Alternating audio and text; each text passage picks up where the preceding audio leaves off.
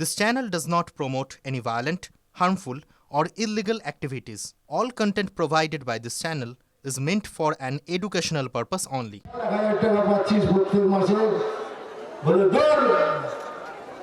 একটুখানি limit cross করলে 1000 টাকা ফাইন, আর সেইটাই তুলে আমাকে দিয়ে দিচ্ছে।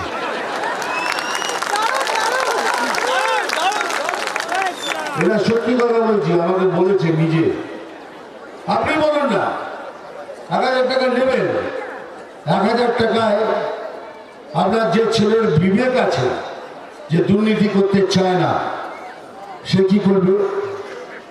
ঘরে বসে থাকবে। আপনার স্বামী যার বিবেক আছে, যে দুর্নীতি করতে চায় না, সে ঘরে বসে থাকবে। আপনার শ্বশুর শাশুড়ি, বাবা মা, তারা এই অবস্থায় বুড়ো বয়সে যারা সুস্থ নয়, 1000 টাকায় তাদের কি সেবা করবেন? কর্তাদের আমার হৃদয় থেকে প্রণাম জানাই।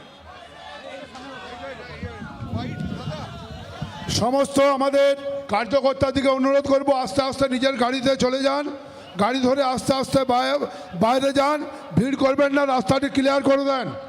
আপনাদের চেয়েও পাবে, কিন্তু তুমি নিতে দিচ্ছেন না।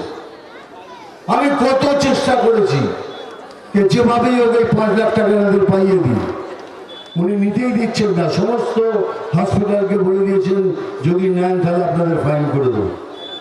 5 লক্ষ টাকা যদি আপনি পান তাহলে অ্যাটলিস্ট বাবা মার সেবা তো করতে পারবেন, শ্বশুর শাশুড়ির সেবা তো করতে পারেন।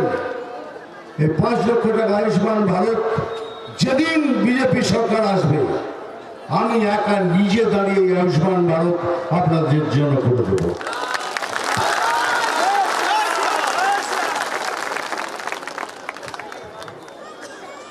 এত দুঃখ কোনোদিন পাইনি জানেন।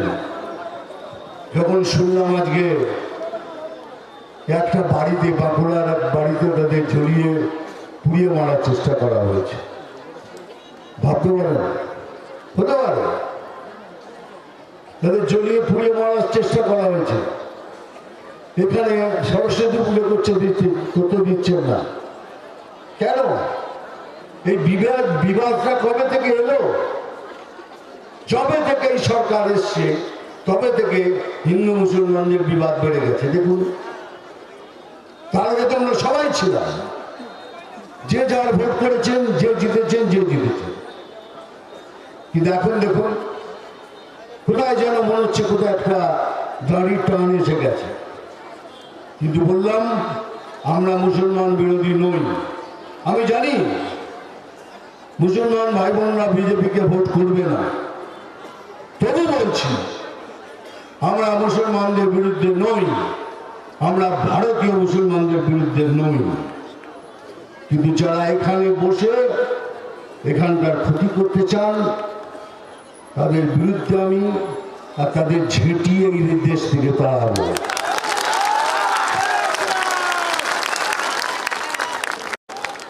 হ্যাঁ জানি, দাদাকে জন্য ছাড়া মার।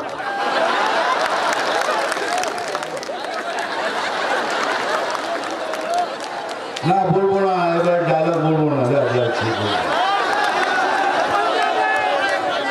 না বলবো না মানে বলবো না, আমার ইচ্ছে।